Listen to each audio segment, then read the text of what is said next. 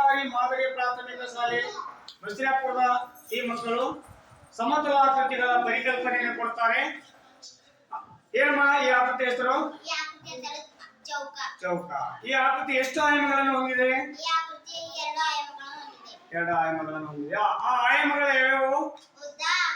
ಉದ್ದ ಅಗಲ. ಉದ್ದ ಅಗಲ ಎತ್ತರವನ್ನು ಹೊಂದಿರತಕ್ಕಂತ ಆಕೃತಿ ನಾವು ಏನಂತ ಕರಿತೇವೆ?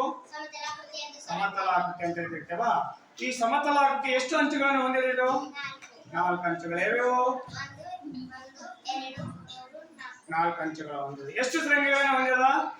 4 ಶೃಂಗಗಳು. ಯಾವ್ಯಾವಮ್ಮ? Very good, very good. Next ನಿನ್ ಬಳಿ ಏನಮ್ಮ? ಈ ಆಕೃತಿ ಹೆಸರು ಏನು? ಆಯತ. ಆಯತ ಎಷ್ಟು ಆಯಾಮದ ಆಕೃತಿ? ಆಯಾಮ ಹೊಂದಿದೆನಾ? ಯಾವ ಆಯಾಮಗಳ ಹೆಸರು ಏನು? ಉದ್ದ ಅಗಲ. ಉದ್ದ ಯಾವ್ದಮ್ಮ ತೋರ್ಸು? ಉದ್ದ ಅಗಲ. ಉದ್ದ ಅಗಲ ಎತ್ತರವನ್ನು ಹೊಂದಿರತಕ್ಕಂತ ಆಕೃತಿ ಏನಂತ ಕರೀತಾರ? ಸಮತಲ ಆಕೃತಿ ಅಂತ ಕರೀತಾರೆ. ಇದು ಎಷ್ಟು ಅಂಚುಗಳನ್ನು ಹೊಂದಿದ? 4. ಯಾವ್ಯಾವ ಅಂಚುಗಳು ತೋರ್ಸು? 4. ಆಮೇಲೆ ಇದು ಎಷ್ಟು ಶೃಂಗಗಳು ಹೊಂದಿದೆ? ಯಾವ್ಯಾವ ತೋರ್ಸು? 4. Very good, very good. ಪರವಾಗಿಲ್ಲ. ನಿನ್ ಕೈ ಇದೆಯೇನಮ್ಮ? ಈ ಆಕೃತಿ ಹೆಸರು ಏನು? ಈ ಆಕೃತಿ ಹೆಸರು ತ್ರಿಭುಜನಾ? ತ್ರಿಭುಜ ಎಷ್ಟು ಆಯಾಮಗಳನ್ನು ಹೊಂದಿದ?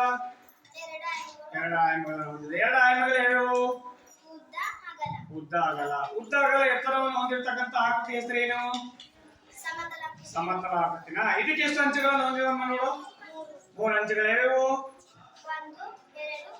3 ಅಂಚುಗಳು. ಎಷ್ಟು ಶೃಂಗಗಳು ಹೊಂದಿದೆ? 3 ಶೃಂಗಗಳು. ಯಾವ್ಯಾವ ಶೃಂಗಗಳು? 3. ಧನ್ಯವಾದಗಳಮ್ಮ ನಿಮಗೆ.